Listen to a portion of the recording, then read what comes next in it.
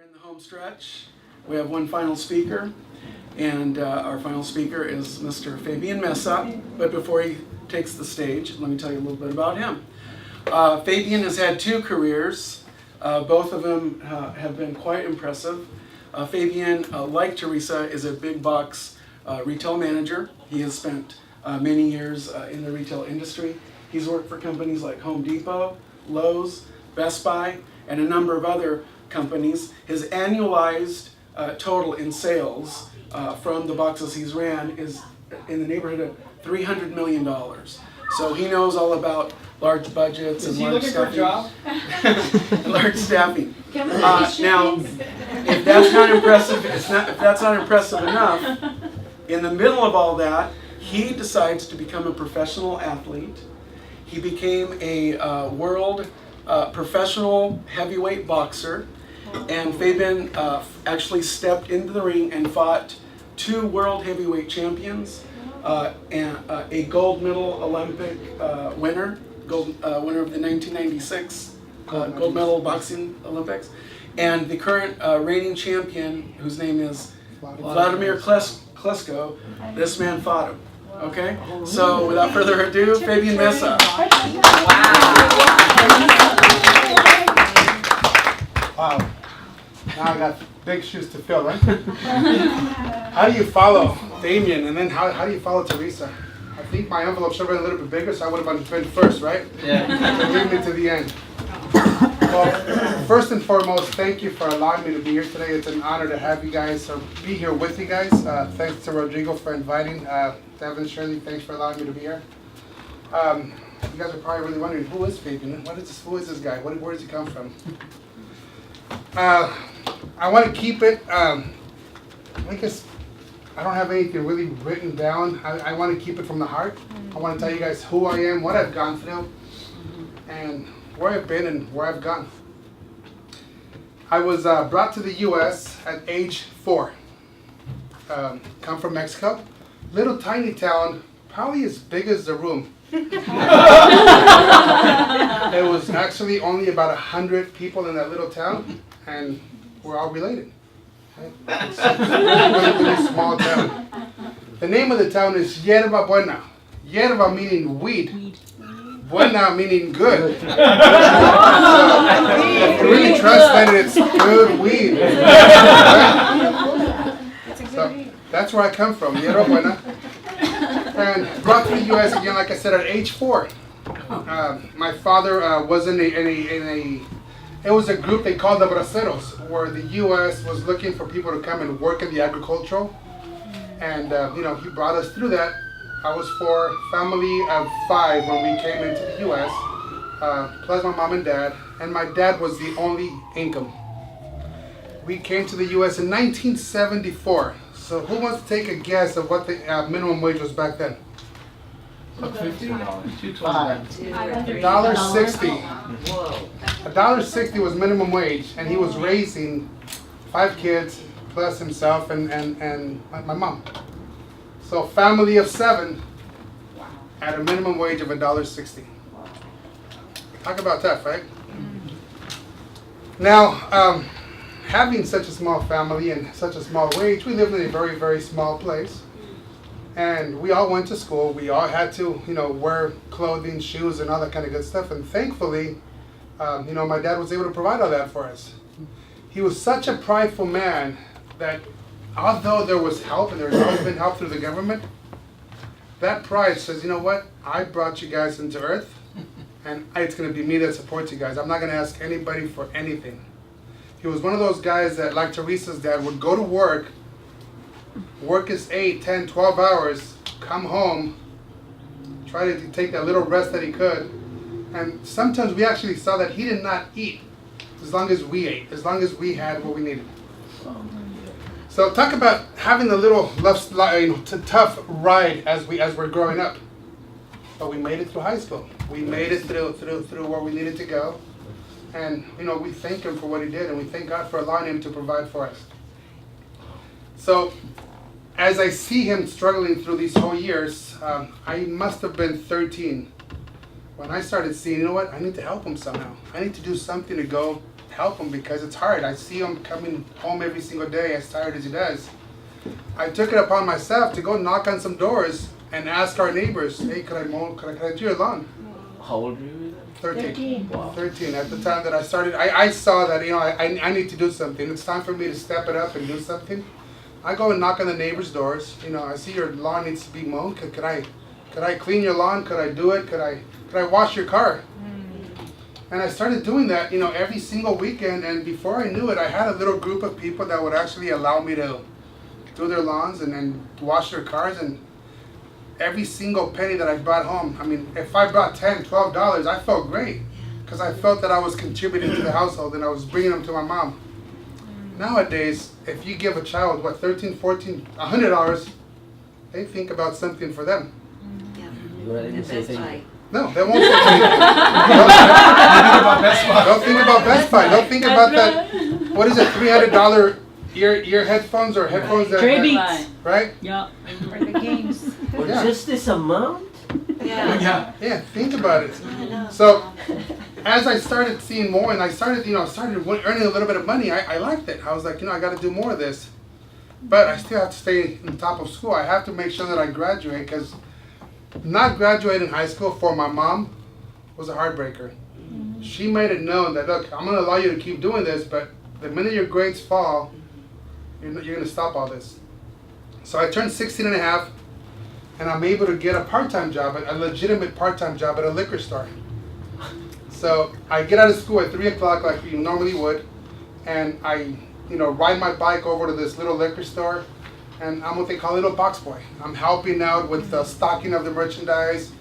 Back then, they didn't buy the six-packs already made. They bought big boxes of beer, and I had to put them together. So you have a 16-year-old handling beers all day, pretty much. Yeah, illegal, and thinking about it, what would happen if I drink a few of these, right? But for me, it was a way that they gave me the opportunity to work and provide. So, Right. just to remind you, back then, my wage was $3.45 an hour. And I was doing 5-6 hours a day right after school. So by the time I get home, it's about 9:30 at night. And I have homework that needs to get done. You got a because I job have with to- your parents' concept? Yes. Well, like I said, my mom said, as long as your grades don't fall, I will agree for you to help. And it started at 13, now we're at 16 and a half. Work permit and all that kind of good stuff. So keep going through life, working. Got to the point where I got 2 jobs. 2 jobs along with school. So now I'm in high school. I'm kind of jumping you guys. Now I'm in high school. I'm 17. I have the liquor store and a gas station that I'm working till. And again, this is because I had to help the family. I have siblings that are younger than I was, and the older ones are definitely helping as much as they could as well.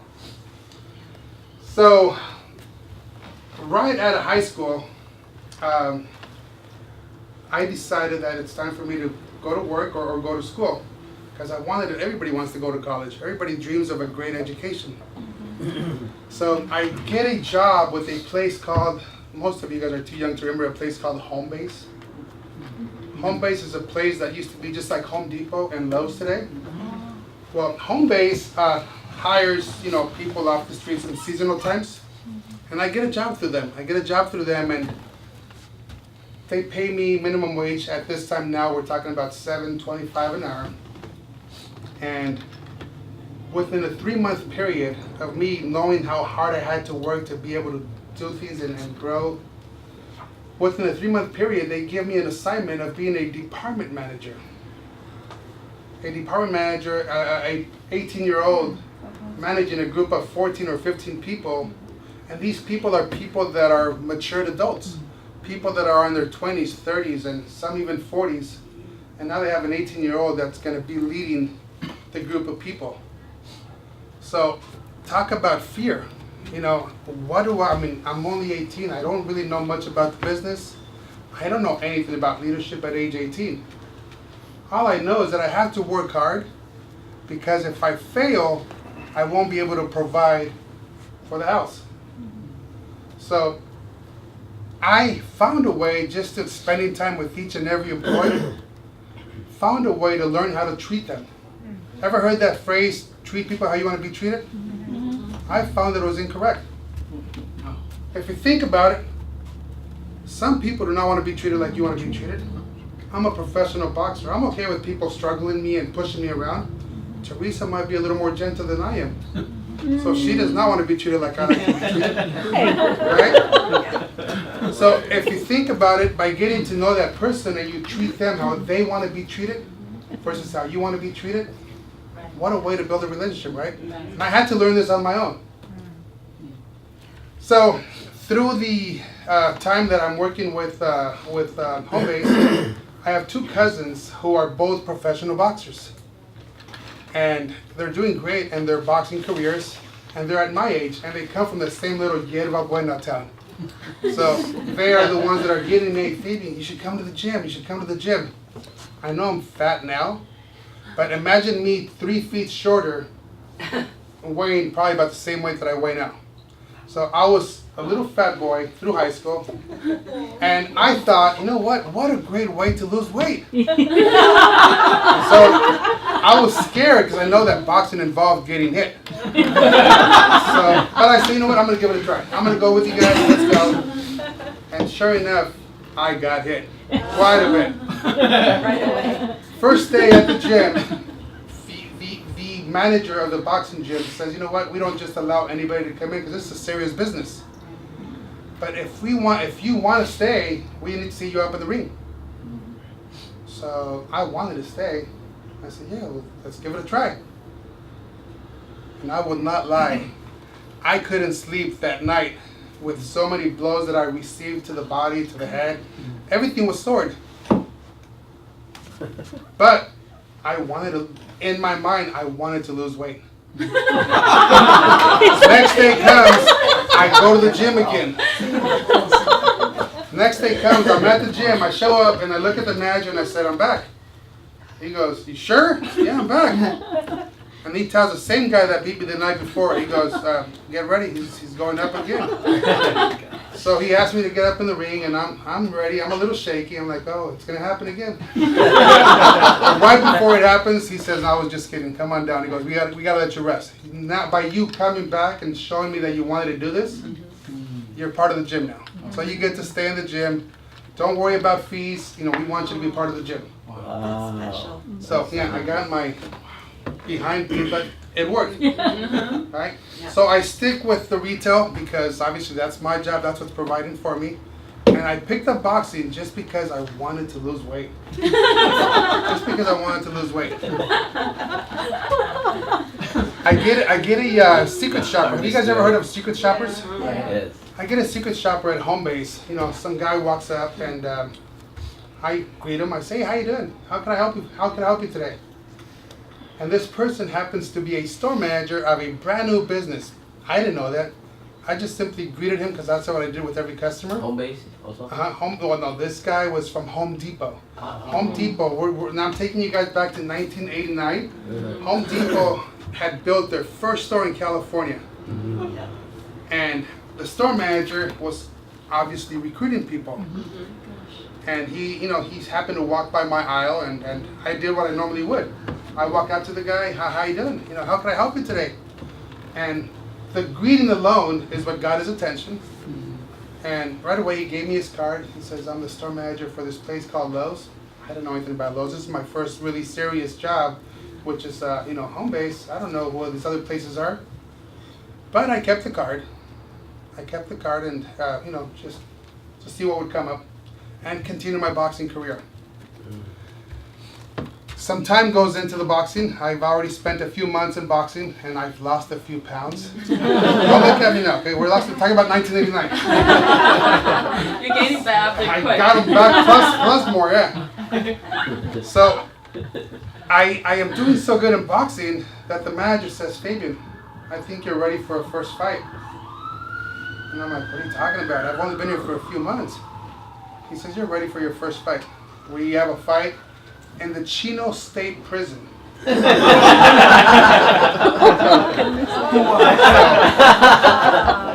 Who do you think I'm fighting in the Chino State Prison? I'm fighting a prisoner.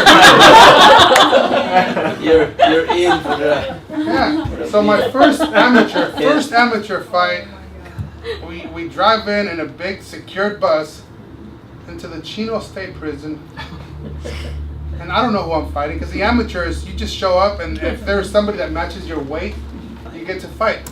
Wow. Sure enough, there's somebody that matches my weight and then some. 350-pound Samoan. Oh, My very first fight. Wow. So remember, okay, I'm about 2 feet shorter. but you're 352. No, but back then I was probably about 200, about 2 feet shorter. So that's a Wow. fat little guy. Wow. So I look at a guy who's 6'6", 300 and some pounds, Wow. and we don't know each other. We don't know anything about each other. All I know is that the guy that gets in the ring on a fighting gown is the guy that I'm going to fight. And sure enough, my manager moves out of the way, and I see the guy across the ring, and I'm like, nah, it's not going to happen. My manager's like, we can't get out of it. We're already in it. So what do I do?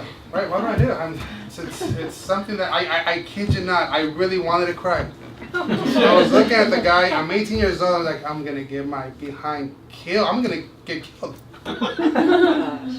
But my manager looks at me in the eye and says, Fabian, you've done this in the ring every day. You spar every day. Your sparring sessions are tougher than the actual fight. So do what you do every day. Oh. Do what you do every day and you'll be okay. I'm like, yeah, it's easy. It's easy. But I did it. The bell rings. Once that bell rings and you see the guy rushing you, you have no choice. You have no choice but to try to get away or do what you need to do. And to my surprise, I kid you not, one shot I took out of fear. I took that shot out of fear. I stepped out of the way. I shot to the gut. The guy goes down. And I'm like, what? Normally, people would react by raising their hand and screaming. I was like, is he going to be mad? But they called the fight off. I won that fight, and I was like, wow. I was amazed. I was an amazed. accident. So, and I keep jumping from my professional career to my professional career, which is retail and boxing. So I'm going to take you guys back to work. I come back to work manager. Now I'm almost a year into the job. So I'm thinking if I was able to do the department manager, there's a lot more money to be an assistant manager. Maybe I should give it a try. I'm almost 19. Maybe I should give it a try. So I go and speak to the store manager. I say, hey, Nick Crooks was the guy's name. Crooks probably kind of gives it the name. Yeah, Nick Crooks. What a crook, huh? I said, Nick, you know, I've done this for almost a year now, and I was terrified. I was scared, but I think I'm ready for the next step. His first response, without even me finishing, he goes, you're too young. I said, huh? He said, you're too young. He goes, I need somebody that's a little more mature. I was like, wait a minute. I've been doing the department, and I've been giving you great numbers. He says, no, I got to find somebody that's a little more mature. I said, okay, cool. I didn't tell him anything. I just walked out. It was my time to leave. I go and I pull the card that other guy had given me. I give him a buzz, and he goes, when can you start? I mean, that's over the phone. He says, when could you start? He hired me that same day. I showed up to work the next day, and Nick Crooks calls me from home base. Fabian, are you coming to work? I said, no, I'm too young.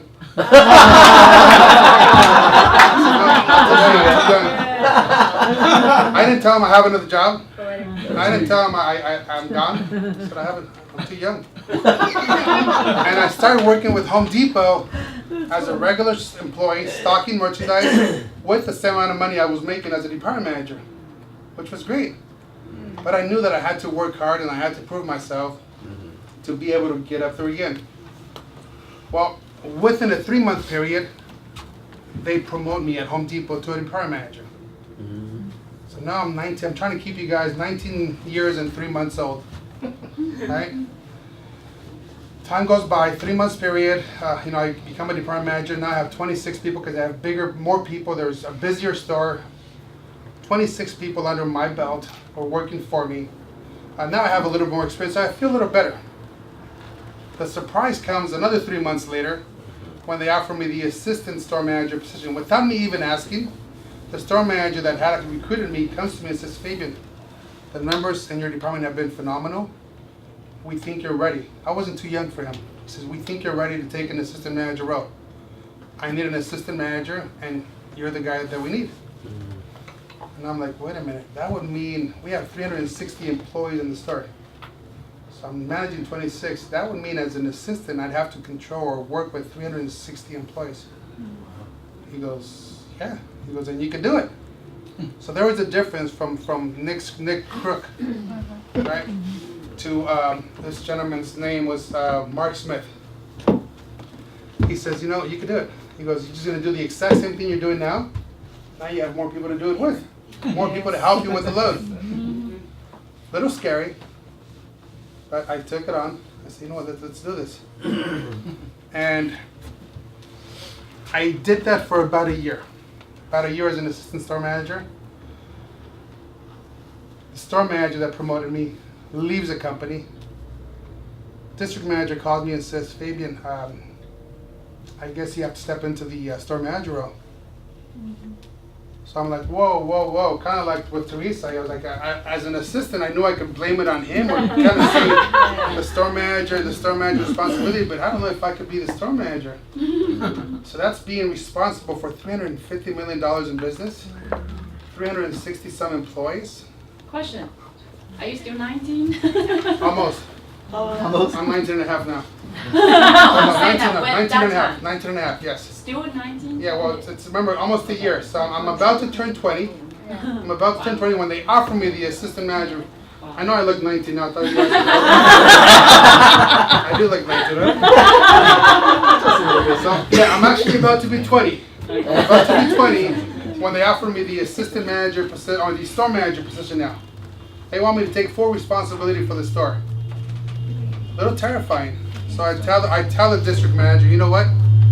Give me a few days. Give me a few days. I need to think about this because it's something that I don't want to bite more than I can chew. Give me a few days, and I'll come back to you maybe in a couple of days. I'm waiting to give the gentleman the response, and as I'm going through this retail career, again, I still have these amateur fights that I'm going through. I think I'm like at 15 amateur fights. They call my manager and offer him a fight against the guy who just won the 1996 gold medal. Gold medal. And they says, you know, we want you to come fight this this guy who just won the gold medal. From which Olympic? Yeah, the Olympic gold medal. Oh. And he brings it up to me and says, Fabian, there is a great offer. We can turn you pro. And I said, you know what? It's hard to do it right now. Let's do a few more, maybe a few more professional fights before I take that big fight. So sure enough, I'm able to push it out a couple of months. And meanwhile, I take 2 other professional fights. I turn pro, take 2 professional fights, and win both. So this is my 3rd professional fight. When I finally said, you know what, if that offer's still there, let's call him back. Let's take it. The money was right. The gentleman was Vladimir Klitschko. Damien, would you do me a favor, boss? Are you able to step up here for 1 second? Sure. People let Rodrigo hold Because that. he's 6'7", is he? Vladimir? Almost. Yeah. I'm not 350 He's not. No. Vladimir Klitschko is 266 pounds. Okay. of muscle. This is He's like 270 of chubby. Just like him. Yeah. Now, back then, by the time I'm boxing and I turn professional, take 60 pounds off of me, please. I'm 214 pounds. Me too. 214 pounds. Vladimir Klitschko is 6'8", so add another inch to Damien. Wow. And he weighs 266 pounds, but like Damien said, it's solid muscle. If you guys ever seen this guy, It's all here and here. It's not here. this Yeah. is small compared to his. Let me see that again. Look at that. Wow. That is That is tiny. This guy does not drink decaf. That is tiny compared to this guy. And it took me back to my first fight. It took me back to the Samoan. And I'm standing in front of the guy, you know, when they're actually telling us what we could do, where we could hit, and I'm looking at the guy, and I'm like, please don't hit me hard. Thank you, Ross. Just wanted to see the height of the difference. I mean, 214 pounds against 266 pounds. This guy has thousands and thousands of amateur fights. How can you fight with that kind of weight? Heavyweights, 201 Heavyweights. pounds, 201 pounds and over. It's done, yeah. Oh. You fight whoever gets in front of you. Oh, no. So my goal was to get there below 214, but my structure didn't allow me to. My structure, I wanted to get to the 199s, 198s, so I was fighting light heavyweight, and then I couldn't fight anybody more than had 200 pounds. But I couldn't, no matter how hard I tried. So, I'm sure you guys are asking who won. You did. You did. No, I wish I would have. If I would have won, I probably wouldn't be here today. I'd probably be somewhere out traveling the world. He is the heavyweight champion of the world. And it was a great fight. I mean, it was a great, You became great. a challenger at that time. Yes, I was just a challenger, and we were the main event. Believe it or not, because he was a gold medalist, he was the golden child, the golden boy in Germany. So the fight was in Germany. He was in Germany. I mean, so this is his territory. This is his turf. This is his people, and I was just a little tiny grain. And it was a great experience, right? So I'm kind of bringing this into, I guess, putting some thoughts of fear and scary things that we all go through. You gotta face your giant. How do we face our giants? How do we overcome our fears? Right? I talked about the fear with the Samoan. Talked about the fear of growing through a very, I guess, poverty, really, you want to call it, where you know you have barely enough to Eat. and grow. And look at me now, right? And then facing a Samoan in the Chino State Prison for your first professional fight. And if it's not worse, you know, being faced in a professional retail career where you are ready to take over a store that's producing over $350 million. I don't even know what they would look like if you put them all together, but that's a lot of money. And I'm only, 21 now, by now, 2021. So you could have been killed professionally there. I could have been killed at work, so both professions could have killed me, you're right. And guess what, they almost did. I'm getting there. So think about these fears, right? And overcoming the big giants. I face a Samoan, scary moment. I mean, really, a grown guy, almost ready to cry because I'm gonna fight him? First and foremost, he hasn't done nothing to me. Did I pick? I mean, I just picked the boxing career because I wanted to lose weight. But I did it, right? And then I have the heavyweight champion of the world who had just got the gold medalist, and I fought him as well. And I thought all my scary moments were done. Right, now you take the job. Now, I'm gonna take you guys just 3 months back. Just 3 months back. When you think that everything that I've gone through was scary, I get told that I need an open heart surgery. Oh. So talk about scary for a second. Talk about overcoming and facing the giant. I'm 45 now. And if you look at a guy like me, would you think that a guy like me, sexy, good looking? Hello?